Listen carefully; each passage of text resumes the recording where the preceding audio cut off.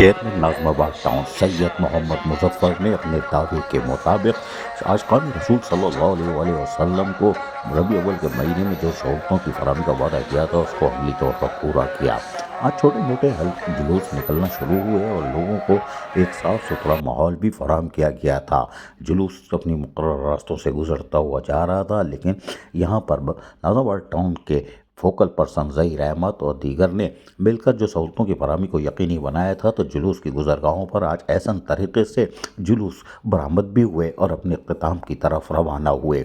سڑکوں کی پیوند کاری اور تعمیر و مرمت، استرکاری، لائٹوں کی تعمیر و مرمت کو ضروری بنایا گیا تھا۔ وہیں اپنی عمارت یعنی لیاقتہ ناظم آباد ٹاؤن کی عمارت کو بھی برقمی کنکموں سے سجایا گیا تھا، اور یہ یقینی طور پر ایک خوبصورت منظر تھا کہ ناظم آباد ٹاؤن کی عمارت بھی آج سجی ہوئی تھی۔ ربیع اول کے حوالے سے ہر سال سجتی ہے، لیکن آج ناظم آباد ٹاؤن کی انتظامیہ نے، سید محمد مظفر نے اور فوکل پرسن ظہیر احمد اور ان کی ٹیم نے اور M&D ڈپارٹمنٹ کی کاوشوں سے آج جگمگ کر رہی ہے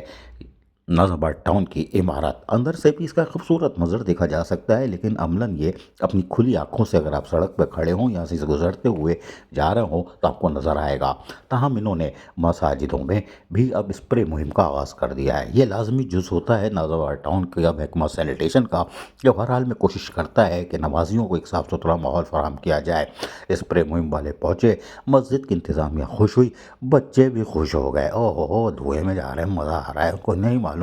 کہ ایسا نہیں کرنا چاہیے، لیکن بہرحال خوشی کا معاملہ تھا۔ مساجد کے اندر اسپرے مہم کو یقینی بنانے کے ساتھ ساتھ ناظم آباد ٹاؤن کے سینیٹیشن ڈپارٹمنٹ نے جلوس کی گزرگاہوں، مساجد آنے والے راستوں، گلی محلوں کی سطح پر بھی اسپرے مہم کو جاری رکھا، اور یقینی طور پر گائے بگائے سید محمد مظفر چیئرمین ناظم آباد ٹاؤن اور محکمہ سینیٹیشن یہ کام کرتا رہتا ہے، نہ کہ کسی خاص موقع پر وہ سہولیات کی فراہمی کے جو دعوے کرتے ہیں اس کو عملاً سچ ثابت کرتے ہیں۔ اور ناظم آباد کے گلی محلوں کی سطح پر کاروباری علاقوں میں یہ اسپرے مہم کا سلسلہ ان کا طویل مدت سے جاری و ساری ہے،